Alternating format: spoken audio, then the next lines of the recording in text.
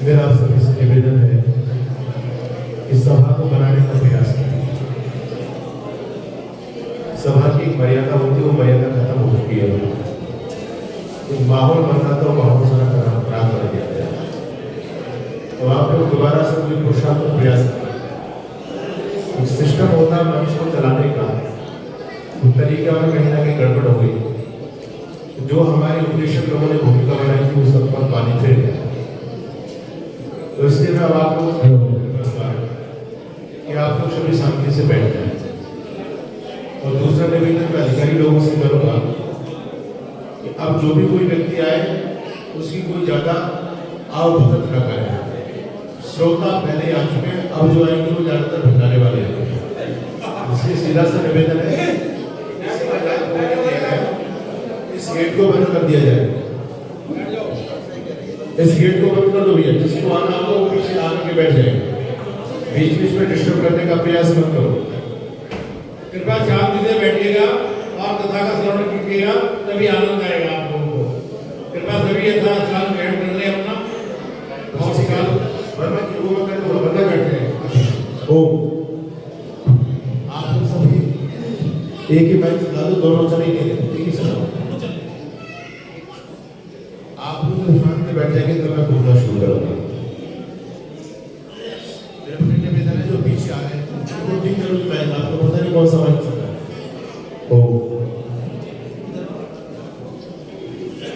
आप लोगों से मेरा पुनः निवेदन है कि आराम से शांति से बैठे हैं, आगे भी स्थान रखते हैं। और जो भी कोई सज्जन है तो डिस्टर्ब ना करें। वो आराम से जहाँ जगह मिलेगी वहाँ बैठ जाएगा और किसी का आवभगत समय ना करें।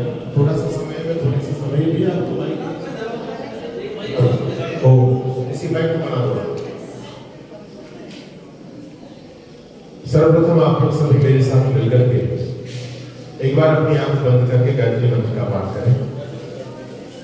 इस गेट को भी अंदर से बंद कर दो। आप ये खुला रहेगा, आना जाना लगा रहेगा। जिसको आना वो पीछे से आएंगे और आकर के बैठ जाएंगे। बाहर जो घूमने उनसे निवेदन है कि आप सुनना चाहते हैं तो अंदर आ जाए। भोजन में भी थोड़ा सा समय है, बीच में व्यवधान बना हुआ भोजन के। बहुत घंटे बाद आपका भोजन शुरू होगा। ओम भूर्भुवः स्वः तत्सवितुर्वरेण्यं भर्गो देवस्य धीमहि धियो यो नः प्रचोदयात्।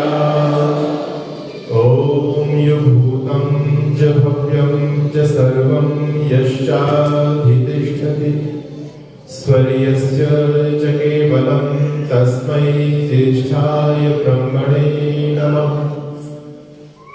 न त्वहं कामये राज्यं न स्वर्गं न पुनर्भवं कामये दुःखतप्तानां प्राणिनां मर्तिनाशनम्। ओम शांति शांति शांति।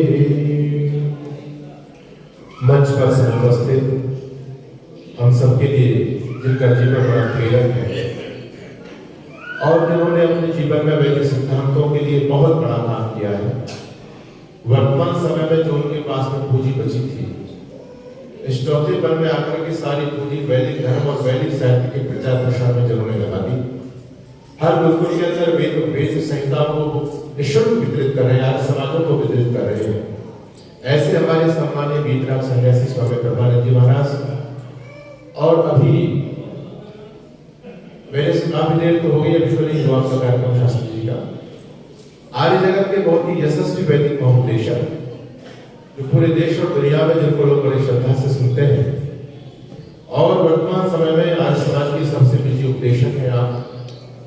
और ऋषि के लिए पूरी तरह से समर्पित है, कभी दक्षिणा के लिए चिंता नहीं करते और उन जगहों पर भी जाते हैं जहां लोग दक्षिणा नहीं देते, बड़े कंजूस लोग होते हैं, वहां पर भी शास्त्री जी पहुंचते हैं। तो एक कट्टर दयानंदी व्यक्ति है। तो ऐसे हमारे ऋषि मिशनरी मेरे बहुत प्रिय सम्मानीय आदरणीय आचार्य श्री भानु प्रकाश शास्त्री जी, इस समाज के सभी सम्मानित पदाधिकारीगण, आदरणीय प्रधान जी, मंत्री जी, कोषाध्यक्ष महोदय, गुरुकुल से पहुंची समादरणीय आचार्य सविता जी, उनकी पवित्र ब्रह्मचारिणियां, बाहर की समाजों से पहुंचे सभी सम्मानित आर्यभद्र पुरुषों, वंदनीय मातृशक्ति, प्रिय बच्चों, सबसे पहले मैं आपको धन्यवाद देना चाहता हूं कि आपकी अच्छी आज उपस्थिति रही और अपने बच्चों को लेकर भी आप इस कार्यक्रम में पहुंचे।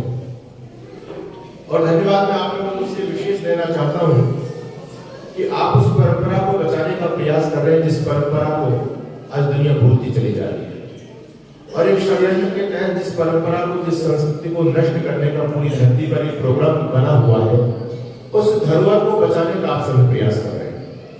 इसलिए आप सभी विशेष धन्यवाद के पात्र हैं। कहते हैं कि एक बार एक राज्य के अंदर भयंकर अकाल पड़ गया।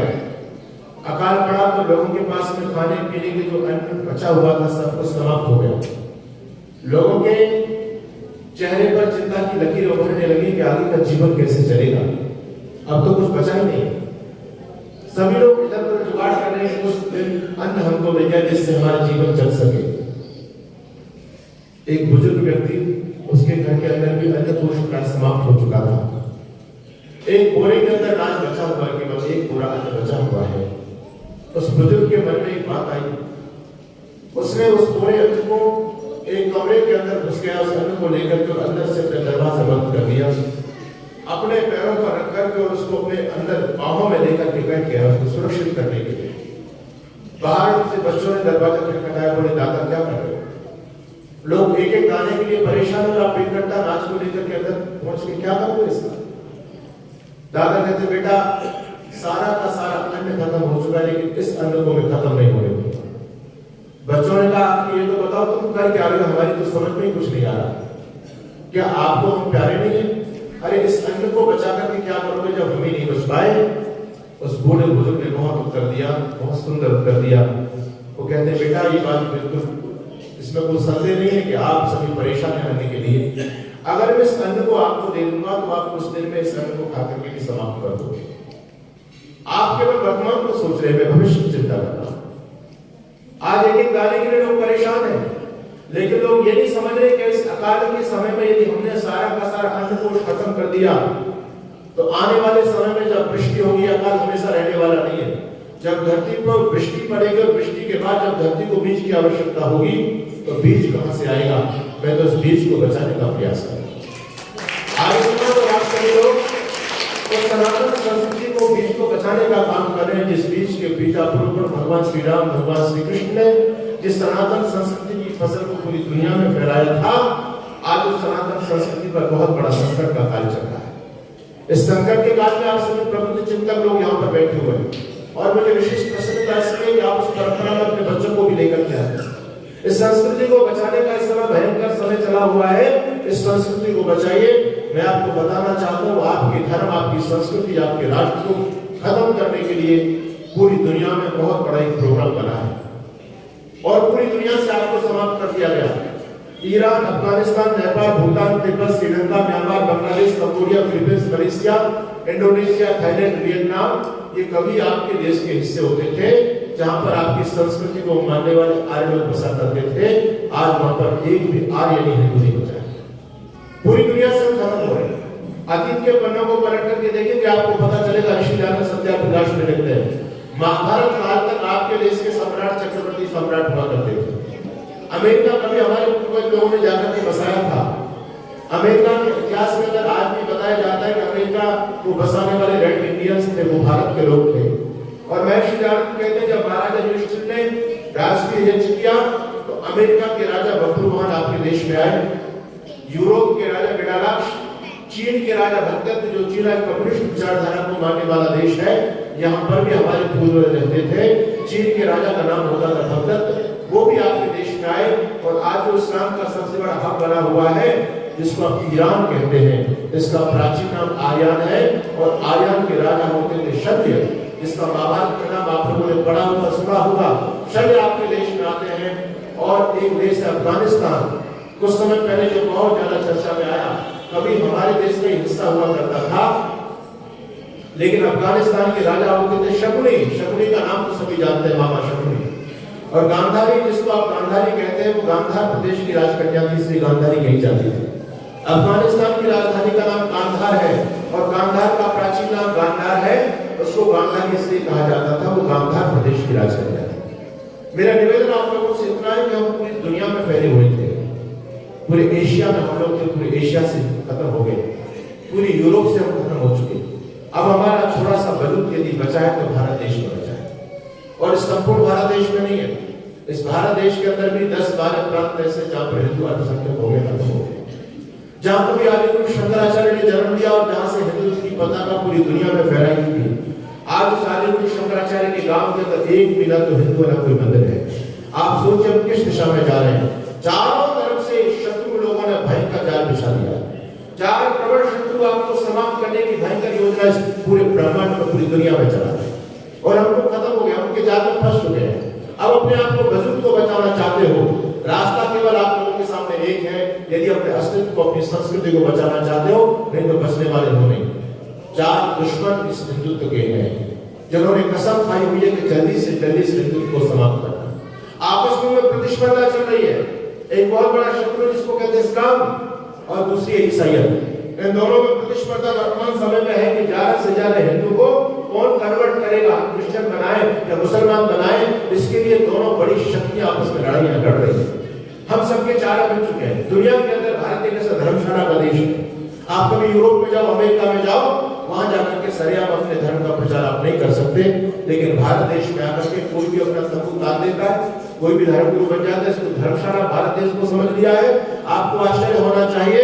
अरे कल्पना करो अपने बच्चों को कैसे आप बचा पाओगे। मान भाव आपके देश के अंदर एशिया का सबसे बड़ा मदरसा चलता है, एशिया का, भारत देश का नहीं, एशिया का। एशिया में कितने सारे देश हैं। अरे एशिया का मदरसा किसी इस्लाम की भूमि पर होता तो कुछ बात समझ में आती, लेकिन आपके देश में चल रहा है, सहारनपुर के देवबंद कस्बे में चल रहा है एशिया का सबसे बड़ा मदरसा। और दूसरी तरफ वो लोग भी कम नहीं है, ईसाई लोग, उनका भी एशिया का सबसे बड़ा मदरसा पंजाब के ज्यादातर जिले के अंदर बनता है। आप सोचिए आप बचेंगे कैसे। और केवल एक मदरसा नहीं, इस देश में लगभग 4 लाख मदरसे काम कर रहे हैं। एशिया में जो सबसे बड़ा मदरसा उसमें 6,500 विद्यार्थी पढ़ते हैं, 6,500 विद्यार्थी। अब आप सोचो एक मदरसे से साल में यदि एक उनका प्रचारक निकले तो साल में उनके धर्म के संस्थापक, धर्म के प्रचारक लाखों की संख्या में निकलते। ईसाई लोगों को देखो, उनके कितने सारे फादर्स, लाखों फादर्स देश में काम करते हैं। जगह जगह चर्च है, जगह जगह बड़े बड़े स्कूल बनाकर के आपकी रोटी के अंदर उनके बहुत सारे स्कूल चल रहे होंगे, और स्कूल का प्रयोजन शिक्षा का नहीं है। आप लोग ये समझते हैं कि बहुत बड़े गवर्नमेंट स्कूल में, बड़े स्कूल के अंदर आपने अपने बच्चे का एडमिशन करा दिया तो आपका बच्चा आईएएस बनेगा, आपके बच्चे का भविष्य सुधर जाएगा। आप ये समझते हैं तो आप बड़ी भूल में। अरे भेजकर औलाद अपनी मिशनरी स्कूल में है बहुत ही कष्टदायक, आप वो बड़ी भूल में। आधुनिक शिक्षा बता गर्दन दबाई जा रही है और आपकी औलाद ईसाई बनाई जा रही है। यार ये सारे के सारे ईसाई मिशनरियों कहते हैं या आपके बच्चों को कन्वर्ट करने की योजना बन चुकी है। अरे क्यों भूल जाते हो स्वामी श्रद्धानंद जी महाराज को, जब स्वामी श्रद्धानंद के बच्चे भी ऐसे कॉन्वेंट स्कूल में पढ़ने के लिए चले गए, लेकिन वो कितने ज्यादा स्वामी श्रद्धानंद अपने बच्चों को लेकर कितने ज्यादा सेंसिटिव थे। स्वामी जी के बच्चे गा रहे हैं घर में आकर के, ईसा मेरा राम भैया, ईसा मेरा कृष्ण कन्हैया, ईसा ईसा बोल तेरा क्या लगेगा बोल। स्वामी श्रद्धानंद ने सोचा रहे मैंने तो शिक्षा के लिए बच्चे भेजे थे, इन्होंने तो मेरी संस्कृति पर आघात कर दिया। अरे ईसा मसीह को कृष्ण बता रहे हैं, ईसा मसीह को राम बता रहे हैं, और कहते हैं कि ईसा सबसे बड़ा भगवान है हमारा। स्वामी श्रद्धानंद ने अपने बच्चों पर ब्रेक लगा दिया। अब मैं अपने बच्चों को कभी भी ईसाई मिशनरी के स्कूल में नहीं भेज सकता, क्योंकि मुझे अपने बच्चे ईसाई नहीं बनाने। हम सोच नहीं पा रहे कि हम किस दिशा में जा रहे हैं। चारों तरफ से ऐसा एक माहौल बनाया गया है जहां हम जानबूझकर फंस रहे हैं। इस देश में 4 लाख मदरसे, 2 लाख जमात इस देश में काम करती है। अनेक सारे संगठन, मौलाना बदरी जो कहर कर रहा है देश के अंदर, उसका बहुत बड़ा संगठन है, नाम है उसका जमीयत उलेमा हिंद संगठन का मालिक है। जानते हो उसका क्या टारगेट है? जमीयत उलेमा हिंद का टारगेट है 2029 तक भारत के 100 जिलों में 1 करोड़ मुसलमान नौजवान को ट्रेंड करके रहेंगे। 1 करोड़ नौजवान। और किससे ट्रेंड कर रहे हैं वो लोग? किस लिए? उद्देश्य एक है केवल दारुल इस्लाम, भारत को जल्दी से जल्दी इस्लामिक राष्ट्र बनाने का। आप सोचिए कभी आने वाले 25 सालों में भारत की तस्वीर क्या बदलने वाली है। यदि आप इसी प्रकार से सोते रहे, मनोरंजनों में लगे रहे, आने वाले 25 सालों में भारत की तस्वीर क्या बदलने वाली है। अरे आपको जानकारी होनी चाहिए। चीन की वेबसाइट को देखिए, 28 टुकड़ों में इस देश को बांटने की योजना चल रही है। 28 टुकड़ों में। अभी आप पंजाब के हालत जाकर के देख लो, एक बदमाश देशद्रोही की सरकार वहां पंजाब में भी बनी है। उससे बढ़िया जो पूर्व सरकारें थी, ठीक है, राष्ट्रीय दृष्टिकोण उनका अच्छा नहीं था, हम उनके भी बोलते हैं, लेकिन इस सरकार से बहुत अच्छी सरकार थी। कांग्रेस की सरकार पंजाब में जब तक थी तब तक खालिस्तानियों का मुखरित नहीं हुआ था। खालिस्तान जिंदाबाद के नारे सरेआम नहीं लगे थे, लेकिन जब से इस केजरीवाल की सरकार पंजाब की धरती पर बनी है, ऐसा जहर वहां पर बोल दिया गया। आज वहां पर हिंदू और जो मुसलमानों में जो संघर्ष होता है, वहां पर हिंदू और सिख लोगों में संघर्ष चल रहा है और उस देश को अलग से राष्ट्र बनाने की मांग हो रही है। आज तो खालिस्तान के विरोध में पंजाब में बोलता तो गोली मार दी जाती है। एक समय वो था जो जब खालिस्तान की मांग करने वाले लोगों को टारगेट बना करके जेल में ठोक दिया जाता था, मार दिया जाता था। आज वहां का जो है ना वातावरण परिवर्तित हो चुका है। आज कोई खालिस्तान के खिलाफ बोलता तो गोली मार देते हैं और पुलिस भी पकड़ने का उसको प्रयास नहीं करती इस अपराधी को, आतंकवादी को। और यदि पकड़ा भी जाता है किसी कारण से, दबाव के कारण, तो जब उसको जेल के अंदर लेके जाते हैं, अदालत में लेकर के जाते हैं, सरेआम उस खालिस्तानी आतंकवादियों पर फूलों की वर्षा की जाती है। आपके देश में क्या हो रहा है? पाकिस्तान या पंजाब आपके हाथ से जाने वाला है। केवल अकेला पंजाब में दक्षिण में जाओ, वहां पर आग लगी हुई है। असम के अंदर जाओ, वहां पर आग लगी हुई है। आप क्या सोचते हैं कि आप सुरक्षित देश के अंदर? भयंकर षड्यंत्र चल रहा है। एक तरफ इस देश को खंड खंड टुकड़ों में बांटने की योजना है, दूसरी तरफ एक बड़े विशेष लोग सब तन से जुदा के नारे चला रहे हैं। दारुल इस्लाम बनाने की इस देश को कहते हैं कि तुम लोगों ने आजादी का अमृत महोत्सव तो बना लिया, लेकिन इसका शताब्दी वर्ष नहीं बना पाओगे। 2047 तक आते आते देश की संसद पर और लाल किले की प्राचीर पर चांद सितारों का झंडा फहरा देंगे। इसके लिए बहुत बड़े सारे जिहाद आपकी धरती पर चलाए जा रहे हैं। बहुत बड़ा षड्यंत्र है देश में। आपको आराम से ये सोच रहे हैं पैसा बना करके, कोठी बना करके, कि आने वाले समय में आपके बच्चे कोठियों में रहेंगे। आपने बैंक बैलेंस बढ़ा लिया, आप ये समझते हैं कि आपके बच्चे कोठियों में रहेंगे, बैंक बैलेंस आराम से बच्चे गाड़ियों में घूमेंगे। ये आपका भ्रम है। यदि आप ये सोचते हैं कि आपका भविष्य हमेशा जो आज वर्तमान समय में जिस स्थिति में आप जी रहे हैं, जो आपकी स्थिति है, क्या ऐसी स्थिति बनी रहेगी? अगर आप ऐसा सोचते हैं तो आप भी वही भूल करते हैं जो कभी कश्मीर के लोगों ने भूल की। कश्मीर से जो लोग लौट करके आए, उन्होंने कभी स्वप्न में सोचा होगा कि एक दिन हमको इस देवतुल्य भूमि को छोड़ करके जाना पड़ेगा? बड़े बड़े कोठी बंगले सारे धरी की धरी रह गए, एक नकाब के साथ लेकर के नहीं आ पाए। बड़ी बड़ी गाड़ियां धरी की धरी रह गई, बड़े बड़े सेब के 70-70 बीघे के बाग खड़े के खड़े रह गए। एक भी पैसा अपने साथ नहीं लेकर के आ पाए। और तो और मुझे बताने में शर्म आती है, आप सुनने की हिम्मत करना। उन विधर्मी लोगों ने कह दिया कि अपनी बहन बेटियों को साथ लेकर के नहीं जा सकते, इनको भी तुमको हाथ के छोड़ करके जाना पड़ेगा। ये बहुत पुरानी घटना नहीं है, आज से लगभग 30 साल पुरानी घटना है। और यदि हालात देश के यही होते रहे, हम लोगों ने अपनाई नहीं ली, तो आने वाले 30 सालों के अंदर पूरे भारत के अंदर तक कश्मीर फैल जाएगी। देखिए स्थिति क्या होने वाली है। पाकिस्तान के अंदर, पाकिस्तान से जो हमारे भाई इस देश में आए, मेरे वीडियो बहुत वायरल हुआ, लगभग 60 लाख लोगों ने उसको देखा, बहुत सारे चैनलों ने उसको डाला। मैंने उसको बयान दिया कि पाकिस्तान के लोगों के साथ में क्या हुआ था जो पाकिस्तान सबके भाई आए। एक इंजीनियर साहब मुझे बता रहे थे, कहते हैं स्वामी जी हम आपको क्या बताएं, हमने जो वाकया अपनी आंखों से देखा, अगर वो आज भी वो संस्मरण हमारे सामने आ जाता है, हमारी रूह कांप जाती है, भोजन पानी सब कुछ अच्छा नहीं लगता। मैंने कहा क्या हो गया था आपके सामने?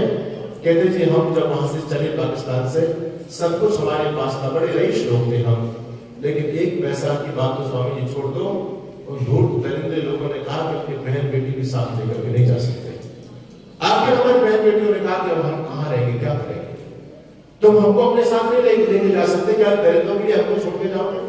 इससे अच्छा है कि अपने हाथों से हमारी गर्दन दबा दो, अपने हाथों से गड़ासा लेकर के हमारी गर्दन पर प्रहार कर दो।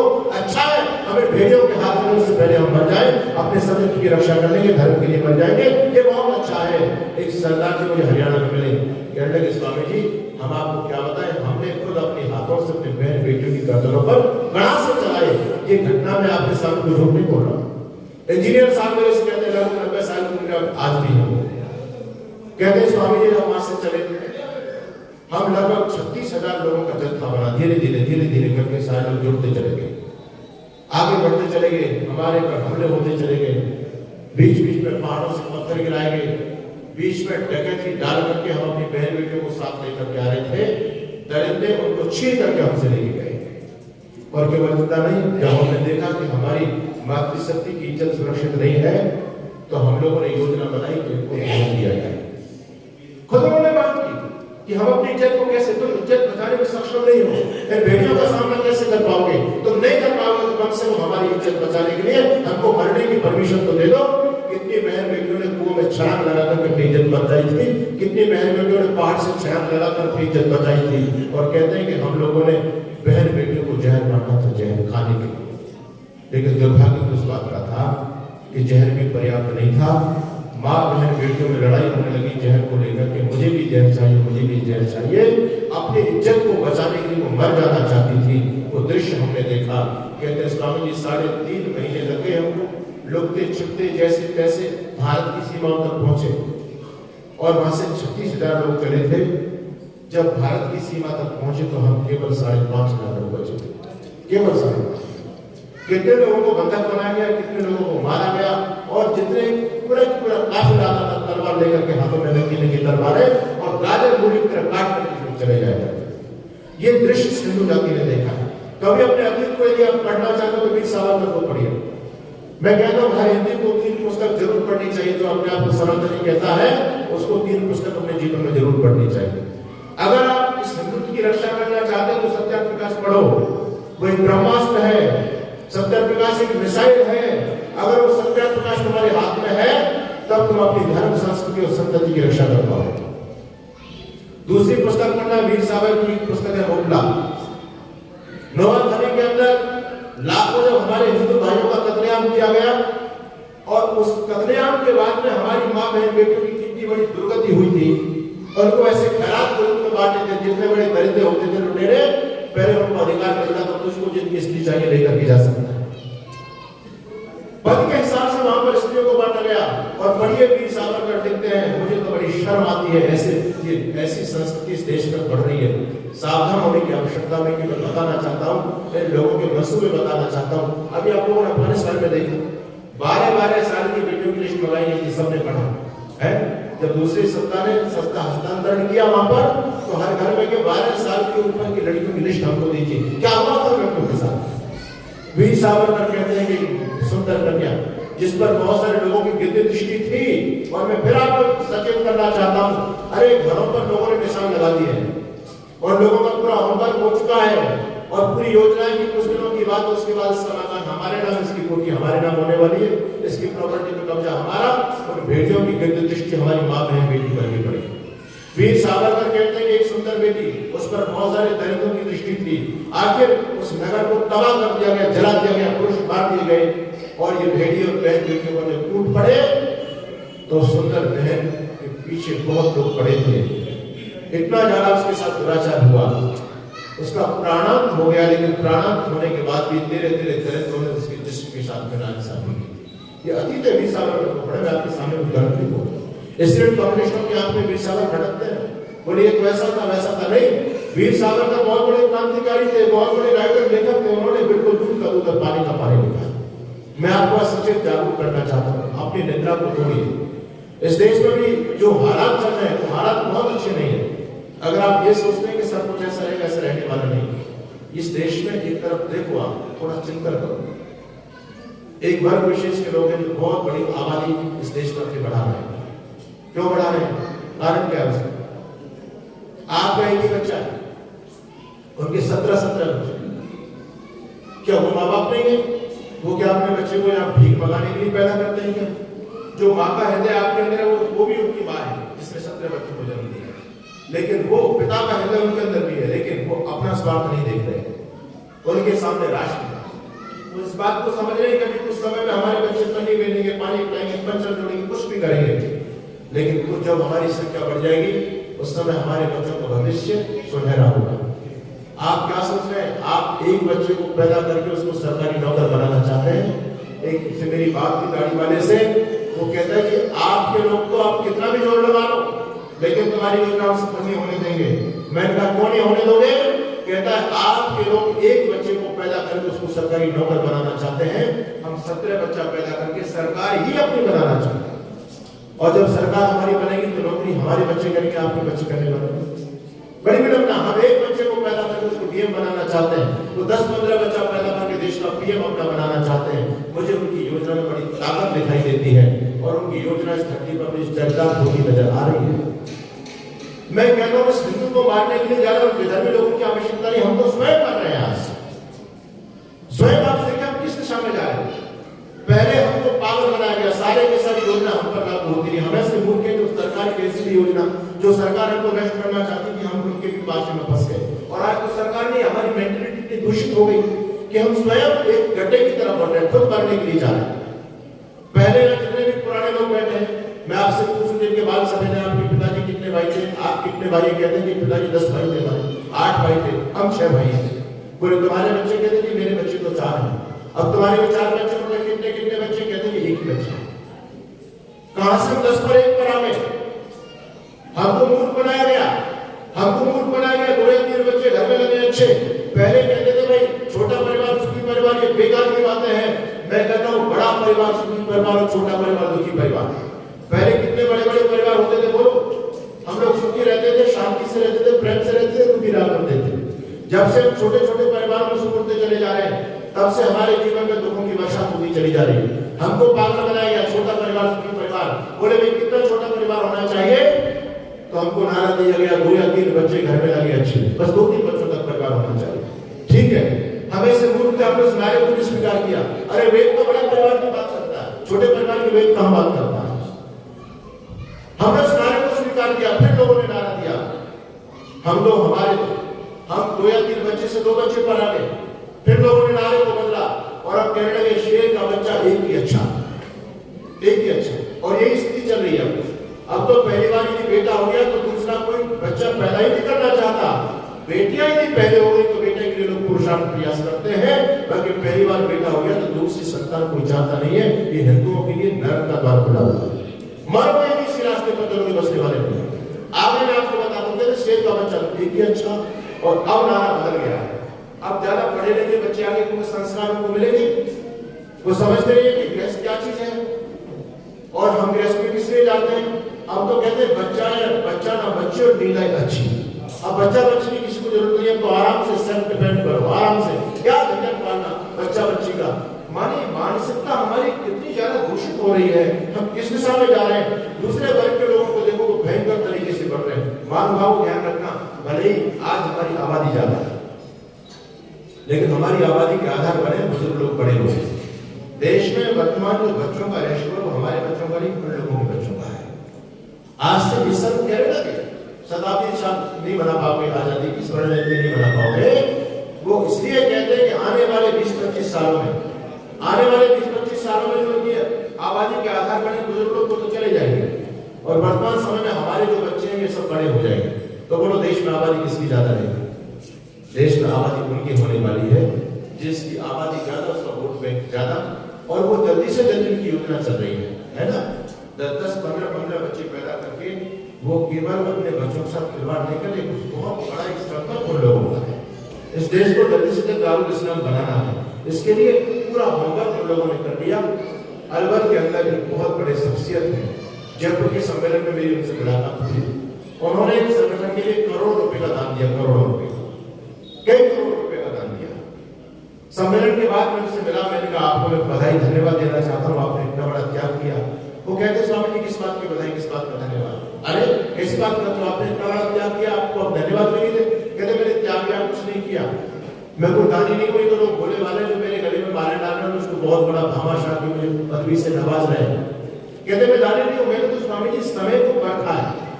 और ये लोग तो बोले वाले तो भामाशाह को भी बहुत बड़ा दानी कहते। मैंने कहा क्या भामाशाह दानी नहीं थे? कहते आप भामाशाह को सम्मान में दानी कह सकते हैं, लेकिन मैं भामाशाह को बड़ा चतुर आदमी समझता हूँ, बड़ा बुद्धिमान समझदार व्यक्ति समझता हूँ। मैंने कहा कैसे? कहते हैं स्वामी जी भामाशाह ने समय की परिस्थिति को भांप लिया और ठीक समय पर ठीक निर्णय ले लिया। भाई यदि भामाशाह अपनी संपत्ति का दान राणा प्रताप को नहीं करते तो क्या संपत्ति भामाशाह के पास में बनी रहती? अरे राणा को संपत्ति नहीं देते तो इस देश में नौकरों का साम्राज्य होता, फिर वो सारे के सारे आक्रांता संपत्ति को छीन लेते। भामाशाह के हाथ से तो संपत्ति दानी जानी। 2 चीजें होती है, तो दान और एक डकैती। दान में संपत्ति स्वेच्छा से दी जाती है, देने वाले को भी पुण्य मिलता है, लेने वाले को भी पुण्य मिलता है ना। स्वेच्छा से होता है दान, और जबरदस्ती जब संपत्ति छीनी जाती है उसको कहते हैं डकैती। कहते हैं भामाशाह ने ठीक समय पर ठीक निर्णय लेकर के अपनी संपत्ति का दान कर दिया। भामाशाह अमर हो गए, देश बच गया, संस्कृति बच गई। और यदि भामाशाह दान नहीं करते तो डकैती बढ़ने वाली थी। भामाशाह ने समय पर ठीक निर्णय लिया। कहते हैं स्वामी जी मेरे साथ भी यही हुआ। मेरे परिवार में 4 सदस्य हैं, मेरी पत्नी, मैं, एक बेटा और मेरी खुद बहू। चारों लोग करें, चारों लोग अच्छी प्रॉपर्टी हमारे पास में कहते हैं मेरे पास में वही लोग आए, शांति धर्म में को बोलते हैं, एक जोड़ा उम्र तो काफी थी, वो पत्नी कंसीव नहीं कर पा रही थी। मैंने उसका इलाज किया, 7-8 महीने तक मैं निरंतर इलाज करता चला गया, लेकिन मुझे लगा ये मां नहीं बन पाएगी, तो मैंने उनको सॉरी बोला। जब मैंने सॉरी बोला तो दोनों बड़े दुखी हुए। मैंने इत्तेफाक से उनसे पूछा कि इससे पहले आपका कोई बच्चा नहीं हुआ? तो कहते हैं कि डॉक्टर साहब बच्चे तो पहले से हमारे पास 9 हैं। डॉक्टर साहब को हैरानी हुई। डॉक्टर साहब कहते मुझे हंसी भी आई और मुझे गुस्सा भी आया। मैं कि बेशक हो, तुम्हारे पास पहले से 9 बच्चे, तुम और बच्चे क्यों पैदा करना चाहते? कितनी प्रॉपर्टी तुम्हारे पास में? इन बच्चों को भिखमंगा बनाने के लिए पैदा कर रहे हो? कितनी प्रॉपर्टी? खेती कितनी बड़ी? खेती नहीं हमारे पास। भवन कितना बड़ा? 3 कमरे हमारे पास, कोई भवन भी नहीं। बोले भले आदमी 9 बच्चे पहले से, जिनका भविष्य क्या है, तो क्या लेकर के जाएगा? यानी कि भविष्य के लिए कुछ सोचता। डॉक्टर साहब के मुंह पर तबाक से बोला, मेवात का क्षेत्र है, डॉक्टर तो क्या बोलेंगे, पुलिस उनकी कॉलोनी में नहीं घुस पाती है। 203 गांव ऐसे मेवात में जहाँ हिंदू समाप्त हो गया, वहां हिंदुओं की प्रॉपर्टी को कोई खरीदने वाला नहीं है। ये भी समझ लेना, कितनी भी प्रॉपर्टी खरीद लो, कोई खरीदने वाला नहीं है। जबरन जबरदस्ती छोड़ करके लोग भाग रहे हैं। क्या करें? कौन खरीदेगा? वो लोग तो एक पैसे देने वाले हैं, और मैं कोई गद्दारी तो नहीं है, तो हमारे हिंदुओं में फटाफट सस्ते मिल जाते हैं। वो कहते हैं कोई मूल भेजो, एक को धेरा देंगे, कुछ देर बाद पूरी प्रॉपर्टी हमको मिलेगी। 203 गांव में बात कैसे? वो व्यक्ति डॉक्टर के मुंह पर कहता है कि डॉक्टर साहब कुछ दिन की समस्या है, आप भविष्य की बात करते हो, तो भविष्य की चिंता में आप लोग लगे तो हो। ये जो कोठी है 4 मंजिल, किसके काम आने वाली है? ये जो लंबी सी गाड़ी में चल करके आते हो, कुछ दिन की बात करें, इसमें हमारे अब्दुल्ला चल करके आए। ये जगह जगह तुम्हारे प्लॉट खरीदे पड़े हैं ना, इन प्लॉटों पर हमारे बच्चे रहने वाले, तुम्हारे बच्चे रहने वाला नहीं है। अरे तुम्हारा तो डॉक्टर एक है और हमारे 17 है, किसी के 15 है। जब हमारे 17-15 निकलेंगे, तुम्हारे एक उसके सामने क्या बेचेगा? डॉक्टर के मुंह पर बोली ये बात, डॉक्टर को एकदम करंट लगा। डॉक्टर ने दूसरे दिन अपनी सर्विस से रिजाइन दिया। एक और कोठी थी उनकी, उस कोठी को बेच करके एक संगठन के नाम कर दिया, और डॉक्टर साहब खुद हिंदू जागरण के काम में समर्पित हो गए। मैं ये कह रहा हूँ, ये स्थिति मैं पश्चिमी उत्तर प्रदेश में जब मैं आता हूँ, तो मैंने खुद अपने काम से सुना। एक सज्जन मुझे अभी मिल गए कार्यक्रम में सानपुर में, कहते स्वामी जी आप जो कुछ बोल रहे हैं ये सब कुछ हकीकत में चल रहा है। हमारे सामने स्थिति है, कहते हमारे गांव गिरा हुआ है और हम खेती बाड़ी करते हैं, गन्ना होता है हमारे, तो गन्ना को कंपनी में भेज देते, ऊपर का क्या होता है उसको पता ही बोलते हैं, घास होती है उसके ऊपर की, खेतों में जब सूख जाती है तो किसान उसको भर के ले जाते हैं। कहते जी उन लोगों ने अपने खेत का तो सारा भर लिया, हमारी खेती भी उठाने लगे, हमने उसको रोका, क्या कर रहे हैं भाई, तू हमारी खेती क्यों लेता है? कहता तुझे क्या दिक्कत है? लेने देता नहीं लेने देता। कहता भाई हमारा भी तो पशु है, हमको भी तो काम पड़ेगा। कहते अभी तो तेरी केवल घास देने में मां मरी जा रही है, कल को तेरे खेतों को भी हम करेंगे, तब तेरी क्या स्थिति होगी?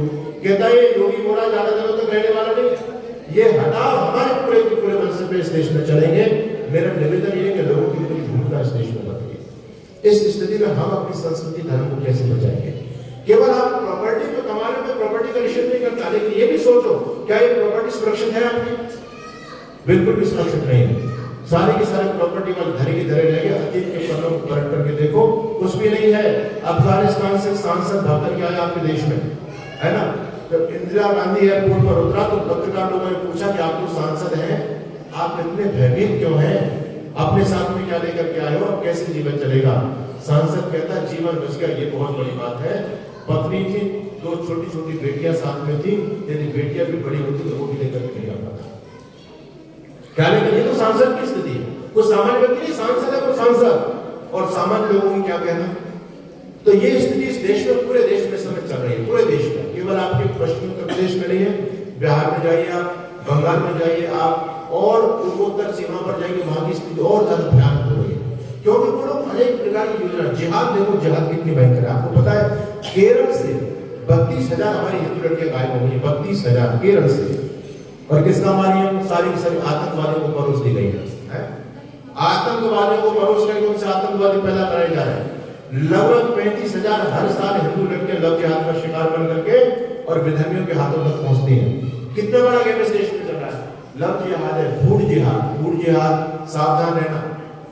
आजकल हमारे बच्चे, हमारी माता बहन आलसी प्रवादी हो गई, खुद बनाना नहीं चाहती, बस फोन करेंगी, होटल से भोजन मंगाएंगे, पिज्जा चाहिए, बर्गर चाहिए, है ना, पता नहीं क्या क्या आप लोग खाते पीते हैं, इनका आप ऑनलाइन ऑर्डर करते हैं।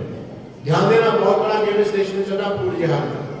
और फूड जिहाद की स्थिति क्या है? जैसे, क्योंकि आपको सस्ता खाना चाहिए, रोज आपको खाना, तो उनकी एक फर्म बनी है, जैसे एक कंपनी का नाम है जोमेटो, उन्हीं लोगों की है, आपकी नहीं, और जगह फूड सप्लाई करती है। जैसे आप किसी भी कंपनी को फोन करेंगे तो उसमें कोई ना कोई उनकी श्रृंखला का व्यक्ति आपको मिलेगा, भोजन बनाने वाला मिलेगा, भोजन पैक करने वाला मिलेगा, आपके घर तक पहुंचाने वाला मिलेगा, उस श्रृंखला में कोई ना कोई शांति दूत आपको मिलेगा। फिर क्या होगा आपको पता है, जैसे शर्मा जी के घर से फोन आया है कि एक टिफिन खाना लेकर के जाना है, तो उस खाने के अंदर दवा डालते हैं, और दवा इस बात की कि इस खाने को खाने के बाद में शर्मा जी पर बच्चे पैदा नहीं हो सकते, ये शरीर। अब मान लीजिए शर्मा जी को तो एक बच्चा पैदा करना तो उन्होंने तो कर लिया, लेकिन शर्मा जी का जो छोटा सा बच्चा उस खाने को खा रहा है वो कभी भी पैदा नहीं कर सकता। ये फूड जहां इस देश में चल रहा है, वो कहते हैं वो कब तक इनसे लड़ेंगे, कब तक इनकी आबादी कम करेंगे, अब ऐसा क्यों ना काम करें कि हिंदू आबादी बढ़े नहीं, इसलिए फूड जिहाद चला रहे हैं। लव जिहाद है, लैंड जिहाद है, एजुकेशन जिहाद है, धार्मिक जिहाद है। खुला मेरा मेरे से कहता जी तुम कितना भी चिल्ला लो, अरे आधा हिंदू तो 70% हिंदू तो मुसलमान बन चुका, हमने का कैसे बन चुका, कहता है चांद मियां घर में आ गया हमारे साईं बाबा, जिसको आप साईं बाबा पूछ रहे हो बड़ा करके, ये किनका उन्हीं का अवतार है, कहता है 70% हिंदू तो उसका भक्त बन चुका है, तुम क्या कर लोगे, तुम कैसे बचोगे। घर घर में साईं बाबा की फोटो लगी, हमारे प्रतिष्ठानों में साईं बाबा की फोटो लगी। अरे भाई सोचो, तुम पीर फकीर पैगंबर बाजारों में जा रहे हो, शर्म आनी चाहिए। यानी हमारे इतने सारे देवी देवता, भगवान राम, भगवान विष्णु की आत्मा शक्ति नहीं है, इनको छोड़कर के तुम पीर फकीर उस मुंडे के पास में जा रहे हो, चांद मियां के पास में, वो कहता है ये हिंदू बसने वाला नहीं है। देखो दुनिया की सबसे बूढ़ी जाति हिंदू जाति है। सबसे बड़ी बात यह कि हम अपने महापुरुषों को सम्मान न देकर के विभिन्न लोग जो हमारे दुश्मन थे, हमारे पूर्वजों के जो दुश्मन थे, हमारी मां बहन बेटियों के साथ में जिन्होंने दुराचार किया, गायों का हत्या की, मांस खाया, मंदिर तोड़े, उन दुर्दांत अत्याचारी जब मर गए तो मजार के अंदर काट दिए गए, और ये मूर्ख हिंदू जाकर उससे मन्नतें मांग रहा है। अगर वो मन्नतें देने में सक्षम भी होगा तो क्या आपको आशीर्वाद देगा? जब आपके पूर्वजों का दुश्मन है तो आपको आशीर्वाद दे सकता है क्या? अरे वो तो तुम्हारे नाश की योजना बनाएगा, तुम्हारे नाश की योजना। इसलिए संकल्प होना चाहिए हर सनातनी का। इस मैसेज को आप घर घर तक पहुंचाए, भाई मेरा आपसे धर्म वृत्ति निवेदन है। आप इस संस्कृति को, धर्म को बचाना चाहते हो, अब कट्टर बनने का समय आ गया। भाईचारे की बात छोड़ो, कभी भी भाईचारा ना हुआ, न कभी भी हो सकता। एक वर्ग गाय को मां मानता है और दूसरा उसको सब्जी मान करके खा जाता है। कैसे भाईचारा हमारा हो सकता है? जब विचारधारा, दोनों की विचारधारा बिल्कुल उल्टी है, भाईचारा कैसे संभव है? कुछ भी नहीं, सब कुछ बकवास। हमको मूर्ख बनाया जाता है भाईचारे के नाम से। इसलिए मेरा निवेदन है, अब कट्टर करने का समय है। इस संस्कृति को बचाइए, ऐसी बात करने वाले नहीं, कुछ संकल्प आप लोग यहां से लेकर के जाइए। अभी गुरुकुल की बात चल रही थी। मैं कहता हूं कि आने वाले समय में ये हिंदू तो एक ऐसी मूर्ख जाति है, वो खुद अपने पैरों में खुद ही अपने आप कुल्हाड़ी मार देगी। अब मुझे ये बताओ कि आने वाले समय में आपके वेद के प्रचार का आप कहां से लेकर के आओ? अमेरिका से लाओगे क्या? कहां से आएंगे भाई? उनके तो बड़े बड़े सेंटर आपके देश में, और आपके प्रचारक जिन सेंटरों से पैदा होते हैं, जहां से उनका प्रोडक्शन होता है, वो प्रोडक्शन केंद्रों के गुरुकुल हैं, वो सारे गुरुकुल बंद हो गए। और बंद इसलिए हो गए कि हमारे पास एक ही बच्चा है। हर व्यक्ति अपने बच्चे को IAS IPS जज बनाना चाह रहा है। कोई भी व्यक्ति अपने बच्चे को गुरुकुल में पढ़ा करके संस्कृत का विद्वान और आचार्य नहीं बनाना चाहता। क्या मुल्ला जी अपने बच्चे को गुरुकुल में भेजेंगे? या ईसा मसीह को मानने वाले लोग अपने बच्चों को गुरुकुल में भेजेंगे? और गुरुकुल में भेजने की तुम्हारी ठेकेदारी है। अरे हम सनातनी लोगों के बच्चे तो गुरुकुल में जाएंगे, हमारे पास केवल एक ही बच्चा है। यहाँ जितने लोग बैठे हैं, मेरी बात का बुरा मत मानना, कोई मान भी जाओ तो सन्यासी में तो खड़ा खड़ा बोलता। आप मुझे बताओ, आपके जितने भी बच्चे, आप में से किसका बच्चा गुरुकुल में पढ़ करके विद्वान बना, किसका बच्चा वर्तमान में पढ़ रहा है? अगर धन्यवाद है आप लोगों के लिए, जिनके बच्चे गुरुकुल में पढ़ रहे हैं, वो सब धन्यवाद के पात्र हैं। इस दिशा में मैं उनका अभिनंदन करता हूँ। लेकिन मुझे एक बात बताओ, जहां से आपके धर्म के प्रचारक तैयार हो रहे हैं, वो सारे केंद्र गुरुकुल हमारे ठप हो गए, दूसरी तरफ उनके बढ़ते चले जा रहे हैं। आने वाले समय में जब आपके गुरुकुल ना रहे तो संस्कृत विद्या लुप्त होगी। संस्कृत विद्या नहीं रहेगी तो फिर वेदों को पढ़ेगा कौन? वेद शास्त्र नहीं पढ़े तो संस्कृति आपकी बचेगी कैसे? इसलिए ये चिंतन करने का एक दौर है। ठीक है, मैं कहता हूँ आप अपने पास एक बच्चा रखिए, उसको आप IAS बनाओ, IPS जज बनाओ, खूब अच्छा पढ़ा लिखा बनाओ, लेकिन समय की मांग है। आप इस संस्कृति के लिए क्या योगदान दे रहे हो, ये मुझे बताओ। जिस संस्कृति की रक्षा के लिए हमारे महापुरुषों ने अपना बलिदान दिया, अरे क्या जरूरत थी भगत सिंह और चंद्रशेखर आजाद राम प्रसाद इसमें को अपने बलिदान देने की? क्या जरूरत थी गुरु गोविंद सिंह ने पूरा परिवार खपा दिया धर्म और संस्कृति की रक्षा के लिए? छोटे छोटे बच्चे यदि वो भी अपने स्वार्थ में जीते, तो वो कभी भी अपना बलिदान नहीं देते, लेकिन उन्होंने स्वार्थ नहीं, अपनी संस्कृति और देश को देखा था। अरे याद करो गुरु गोविंद सिंह के छोटे छोटे बच्चों को, फतेह सिंह और जोरावर सिंह, एक की उम्र 7 साल है, एक की उम्र 9 साल है, लेकिन वो जज्बा, वो संस्कार माता पिता ने बचपन से दिए। जब गुरु गोविंद सिंह के 2 बड़े बच्चे अजीत सिंह और जुझार सिंह चंगोर के किले में शहादत को प्राप्त हो गए, दोनों बच्चों को इन धूर्त लोगों ने बंधक बना लिया। इनके साथ उनकी माता जी थी गुजरी देवी, उसको भी बंधक बनाया। और आपको आश्चर्य होना चाहिए, आप कभी जाइए घूमने के लिए, कहां सर हिंद का किला कभी पंजाब में जाइए, आपको ये समय मिलता है तो पिकनिक के लिए कभी ताजमहल मत जाओ, बंबई में चौपाटी पर घूमने के लिए मत जाओ, आपको समय मिलता है तो कभी अपने बच्चों को हल्दी घाटी लेकर के जाओ। माधवराव राणा प्रताप का वो शौर्य, वो आज भी वो पीली हल्दी घाटी की मिट्टी बता रही है, इस मिट्टी की रक्षा के लिए कितने मां भारती के जवानों ने अपना बलिदान दिया। वो मिट्टी आज भी पीली होकर के हमको इस बात का संकेत कर रही है। अरे वहां जाओ, अपने पूर्वजों की शहादत को देखो, कुर्बानी को देखो। कभी आपको समय मिले तो अपने बच्चों को लेकर जाओ सरहिंद के किले के अंदर, जहां गुरु गोविंद सिंह के छोटे छोटे बच्चों को जिंदा दीवारों में विधर्मी लोगों ने छुपा दिया। छोटे बच्चों को पहले बंधक बनाया, दिसंबर का 26 दिसंबर, कितनी भयंकर सर्दी होती है। कभी जाइए, आज भी ठंडा बुजुर्ग बना हुआ, ठंडा कमरा, शीत लहर चल रही है, उस कमरे को खाली किया गया, नीचे कोई बोरी बिस्तर कुछ भी नहीं। दोनों बच्चों के कपड़े उतार दिए गए, दोनों बच्चों के। और जाहिर वजीर खान ने उनको विधर्मी बनाने के लिए, मुसलमान बनाने के लिए उनको तोड़ना चाहता, याद रखना पड़ेगा। दोनों बच्चों को कमरे के अंदर बंद किया गया, बाहर से ताला बंद है, पूरी रात नंगे बदन मासूम बच्चे, एक बच्चा 7 साल का है, एक बच्चा 9 साल का है, नंगे बदन कमरे में बैठे रहे। दूसरे दिन सुबह जब कमरा का ताला खुला, वजीर खान ने पूछा क्या विचार है, अपना धर्म छोड़ोगे, इस्लाम स्वीकार करोगे? छोटा सा बच्चा, देखो जोरावर क्या बोलता है। जोरावर के अंदर है वजीर खान और कोई सजा लेके तो वो भी पूरी कर दे। हम कभी धर्म परिवर्तन नहीं करते, कहते कुत्ता को बिष्टा को कुत्ते खाते हैं, सिंह कभी नहीं खाएंगे, और हम हैं बालक सिंह, कभी इस्लाम नहीं अपनाएंगे। हम सिर्फ की संतान है, हम गुरु गोविंद सिंह की संतान है, अपने धर्म को हम कभी नहीं छोड़ सकते। आखिर उसने देखा कि अब चारा कुछ चलने वाला नहीं है, ये काफिरों के बच्चे मारने वाले नहीं है, इन धूर्तों में दया नाम की कोई चीज नहीं होगी। मैंने कहा कि काफिरों के दोनों बच्चों को जीवित दीवारों में जिंदा चुनवा दो, फरमान जारी कर दिया। मिस्त्रियों को बुलाया गया, मिस्त्रियों ने ईंट मंगाई, गारा बनाया, करने लगे। मिस्त्री जो है ना सूत लेकर के और दीवार चुनना शुरू करते हैं, मोटी दीवार। कभी जाइए, आज भी दीवार वहां पर बनी हुई है, और दीवारों के अंदर दोनों भाइयों को खड़ा कर दिया गया। ईंटें चलती चली आ रही है, गारा भरा जा रहा है। जब दीवार यहाँ तक पहुंच गई, अब की बार से फिर वजीर खान ने मिस्त्रियों को रोका, शायद अब मौत सामने है, अब की बार झुक जाएंगे, टूट जाएंगे। बोले क्या विचार, इस्लाम स्वीकार करोगे या मरोगे धर्म के लिए अपने? जोरावर जोर से बोला, जोरावर जोर से बोला, फतेह सिंह जोर से बोला, रखो ईंटें, भरो गारे, चुनो दीवार, हत्यारे। बार बार दीवार को रुकवा करके हमारे घर की परीक्षा लेता है कि तुमको चुनवा करके मरवा दूंगा। अरे मिस्त्रियों को रोकता क्यों है? जल्दी से जल्दी दीवार को आगे बढ़ा। जोरावर जोर से बोला, फतेह सिंह जोर से बोला, रखो ईंटें, भरो गारे, चुनो दीवार, हत्यारे। अरे निकलती श्वास बोलेगी, यही दीवार बोलेगी, हमारे देश की जय हो, हमारे धर्म की जय हो। दीवार पर हमको पकड़ा जाएगा, और इन दीवारों के किसी सुराग से, किसी छेद से कोई आवाज सुनाई देगी तो भारत माता की जय जयकार के नारे सुनाई देंगे। वजीर खान अपने मंसूबों को जल्दी पूरा कर, आखिर धर्मांत वजीर खान ने उन दोनों सगे भाइयों को जीवित अवस्था में दीवार के अंदर दफना दिया, चुनवा दिया। जब उन दोनों की मृत्यु हो गई, दीवार को तोड़ा गया बाहर, और तोड़ने के बाद में दोनों बच्चों की जो धर्म के लिए शहादत को प्राप्त हुए, दोनों बच्चों की डेड बॉडी सामने पड़ी हुई है। और बच्चों की मृत्यु को देखकर उनकी दादी माँ मर गई, उसकी भी प्राण निकल गए। 3 शव सामने पड़े हुए हैं।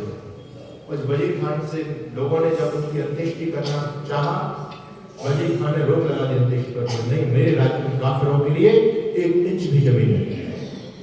अंत्येष्टि करने हमने दिया था घूट लोग, जिनको आप भाई समझते हैं, भाई है ना, भाई नहीं कुछ नहीं, तो परिस्थिति के लोग हैं।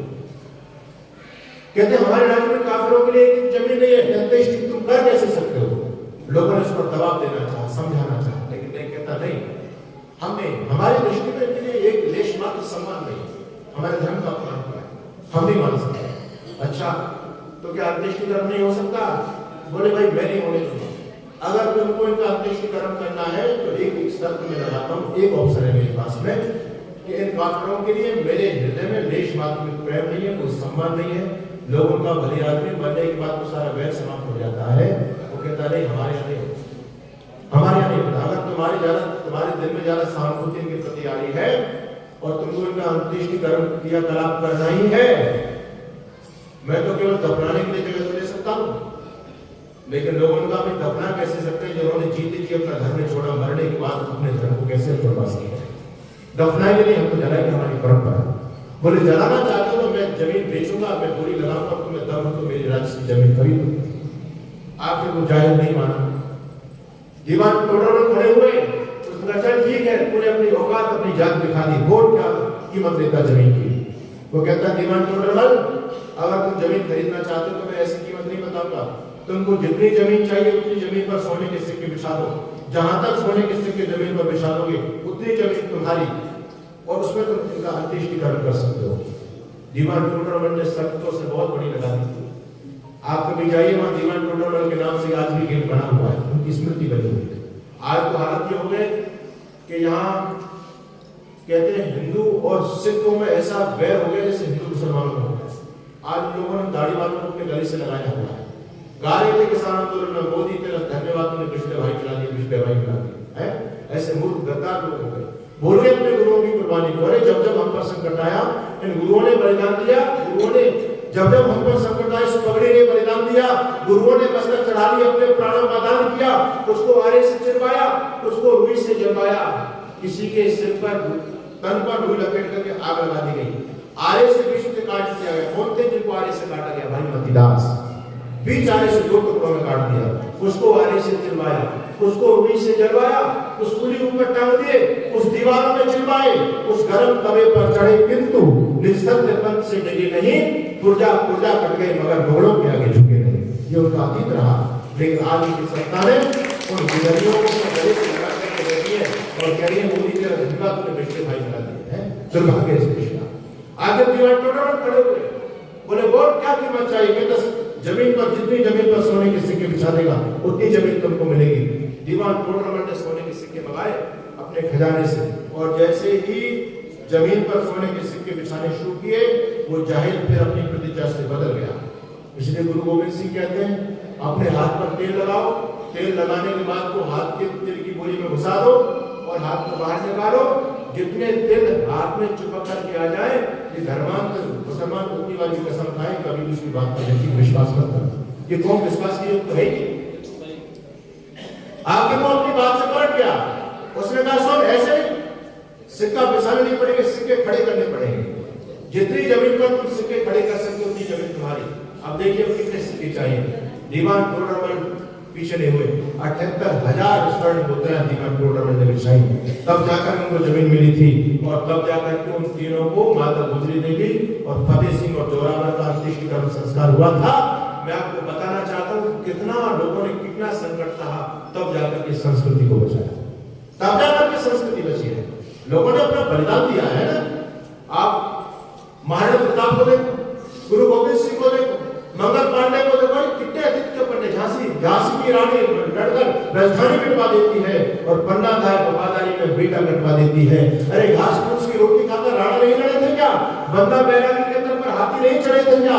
अरे ये घटना उनको सूरज की लाली में रख देती है और हाड़ा रानी शीश काट कर थाली में रख देती है। लोगों ने बलिदान दिया है, तब जाकर के संस्कृति बची है। और आज हम अपने स्वार्थों के चलते अपने जीते जी संस्कृति का नाश को देख रहे हैं। इससे बड़ा हमारे दुर्भाग्य और क्या हो सकता है? इसलिए मेरा निवेदन आप लोगों से है भाई, एक बच्चा राष्ट्र के लिए होना चाहिए। अगर आप अपनी सनातन संस्कृति से प्रेम करते हो तो राष्ट्र के लिए एक बच्चा पैदा करो। हमारी माँ बहन बेटी है जो माँ बनने वाली, उनको ये मैसेज दीजिएगा कि अब वो समय नहीं है, तुमको मूर्ख बनाया गया। छोटे परिवार में कुछ भी नहीं रखा, कोई दुर्घटना घटे कि एक लोग नहीं रहते, रोते रहते। मेरे पास फोन आते जी स्वामी जी क्या करें, एक ही बेटा चला गया, अब बैठे तुम क्या करोगे? तुम तो मूर्ख बन गए थे ना, अंधे हो रहे थे उस समय, तुमको सूझ नहीं रहा था। तो ये छोटे परिवार वाली हम लोगों को खत्म करने की योजना चाहिए। एक बच्चा अपने लिए तुम पैदा करना चाहते, एक बच्चा राष्ट्र के लिए भी होना चाहिए। और मेरे संकल्प लिया भाई, लोग कहते हैं ज्यादा बच्चे करेंगे पालेंगे, कैसे पालने की तो समस्या है। अरे हम सन्यासी लोग हैं भाई, हमारे पास बच्चे तो है नहीं, बच्चे तो कैसे देंगे, लेकिन उनके पालने की जिम्मेदारी हमारी। आप एक बच्चा राष्ट्र में पैदा कर लीजिए, हम आपके बच्चे से अच्छी पैदाइश करेंगे। समर्पित करेंगे कि अभियान हमारा चल रहा है। निरंतर हम जाकर के लोगों से आह्वान करते हैं, कुछ ऐसे भी लोग होते हैं कहते हैं स्वामी जी हमारा एक बच्चा राष्ट्र के लिए हमने आपको समर्पित किया। अभी 3-4 दिन पहले हमने 2 बच्चों को संन्यास दिया, अच्छे इंजीनियर बच्चा, ऐसा नहीं वो भी किसी माँ का बेटा, एक बेटा और है दिल्ली से, वो भी कहते हैं कि संस्कृति के प्रचार के लिए अपने जीवन को आहूत कर रहा हूँ। ऐसे लोग नहीं देंगे तब धर्म संस्कृति बचेगी। मान लो ऐसे केवल संस्कृति बचने वाली नहीं है, हम सबको त्याग करना पड़ेगा।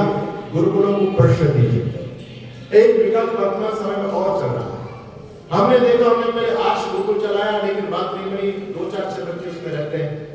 हमने सोचा क्योंकि एक ही बच्चा है, सब उसको IAS बनाना चाह रहे हैं, संस्कृत को बढ़ाना नहीं चाहते। फिर भाई कैसे काम किया जाए, तो सोचा कि अब ऐसा काम किया जाए कि जो शिक्षा ये लोग चाहते हैं वही शिक्षा इनको दी जाए और प्राचीन शिक्षा भी साथ में दी जाए, संस्कार बच्चों को दिए जाए।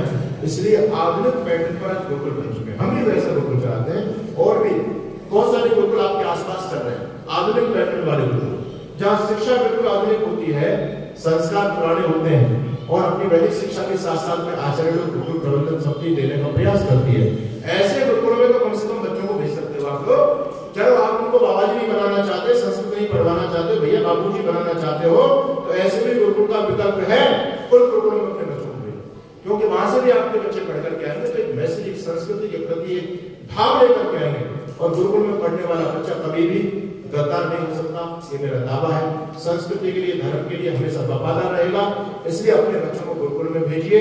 अपने बच्चों को चलो गुरुकुल में नहीं भेज पाए तो भाई आर्यभट्ट के शिविर लगते हैं। मैं धन्यवाद करूंगा ऐसे परिवार बैठे, हमारे यहाँ पर बैठे अजय वीर जी बैठे, मैं इनका धन्यवाद करता हूँ। इनके मैं परिवार में जाता हूँ, बच्चे कितने कट्टर हैं भाई, ये संस्कार दिए इन्होंने। आप क्यों नहीं देते अपने बच्चों को? इन जो सत्र जो चल रहे हैं आजकल ई विद्या गुरुकुलम का, हमारे आचार्य योगेश भारद्वाज बहुत अच्छी कक्षा ले रहे हैं, वहां अपने बच्चों को जोड़िया।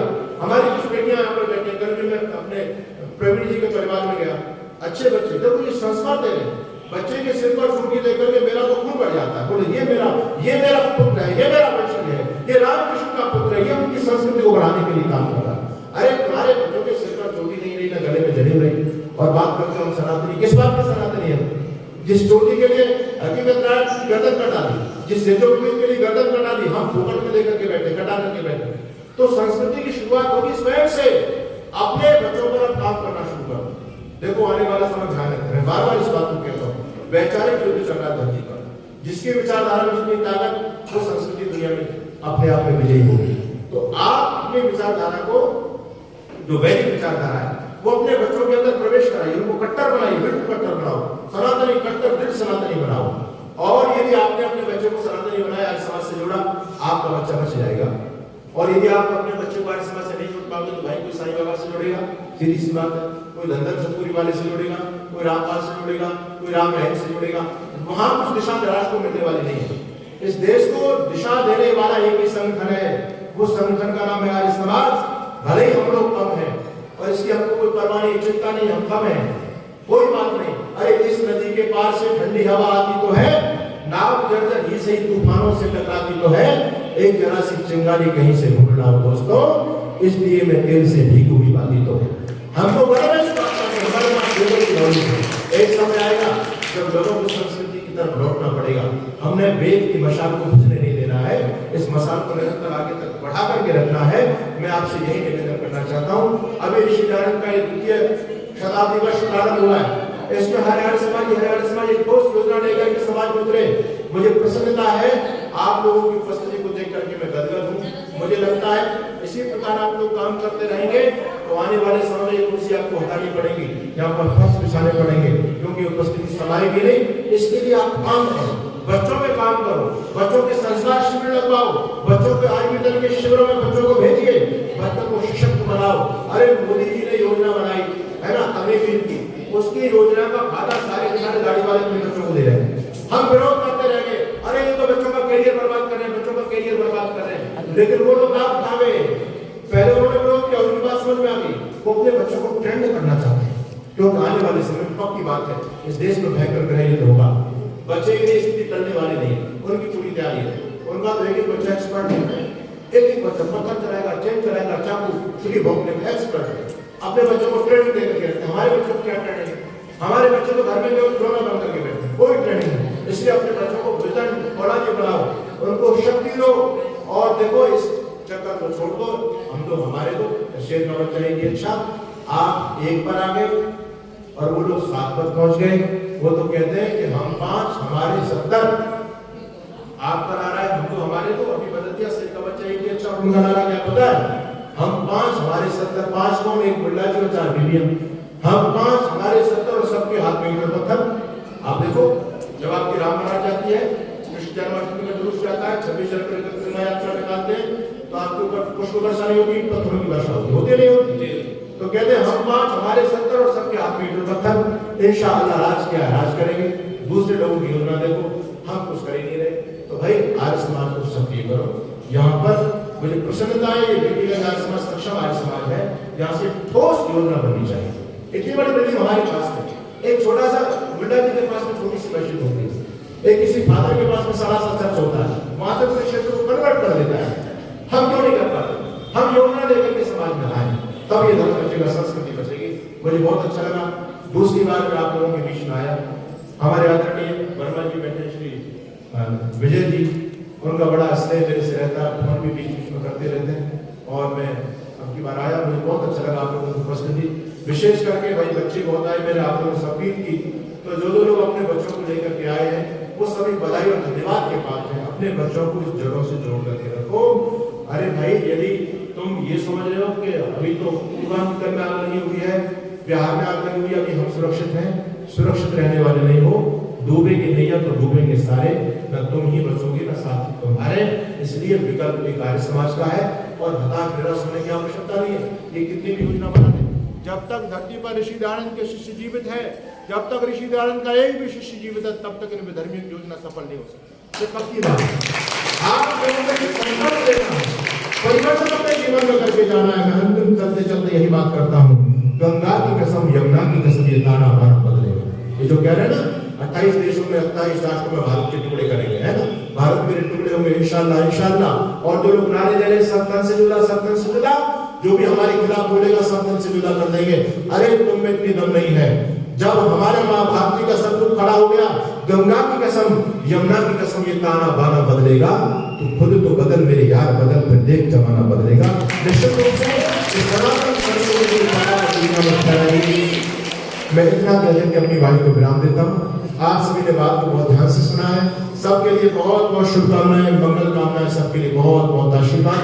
हमारा गुरुकुल चलता है राजस्थान में, अभी 12 अप्रैल से लेकर के 16 अप्रैल तक एक विशेष कार्यक्रम होगा। गुरुकुल का कार्य निरंतर आगे बढ़ा रहे हैं, और हमारी योजना है कि जगह जगह गुरुकुल, हमारी गौशालाएं चलती है, 16 गौशालाएं, हम चाहते हैं गुरुकुल भी जगह जगह स्थापित किए जाए। तो अभी हमारी एक इकाई वहां पर बन रही है राजस्थान में, और उसके लिए आप लोगों ने सहयोग भी मुझे दिया। हमारे भाई अजय जी बैठे, उन्होंने भी सहयोग दिया, जिन्होंने सहयोग दिया है सबके लिए धन्यवाद। और हम बच्चों के कैंप भी लगाते हैं, 10-15 दिन का हमारा कैंप लगता है। आप बच्चों को वो चीज नहीं दे पा रहे हो जो हम 15 दिन में दे देते हैं, तो आप अपने बच्चों को कैंप में भी भेज सकते हैं। 10-15 दिन के लिए बच्चों को घर से बाहर निकालते हैं, है ना, और पढ़ाना चाहते तो गुरुकुल में भेजें। हमने बहुत बहुत ही वाजिब फीस रखी है, बिल्कुल इंग्लिश मीडियम हम शिक्षा बच्चों को दे रहे हैं। हमारा आश्रम भी चलता है और वैसा भी गुरुकुल चलता है, तो उसमें बिल्कुल वाजिब पैसा लेकर के, धंधा हमारा धर्म नहीं है, हम अपने धर्म और संस्कृति के लिए जीते हैं। तो उसके लिए भी आप लोगों ने सहयोग दिया, और जो बच्चा गुरुकुल का लाभ उठाना चाहते हैं वो सभी ले सकते हैं। आप सभी का बड़ा धन्यवाद। हमारे पदाधिकारियों का बहुत बहुत धन्यवाद, इस पूरी टीम के लिए शुभकामनाएं, धन्यवाद। इतना कहकर के वाणी को विराम। ओम शांति।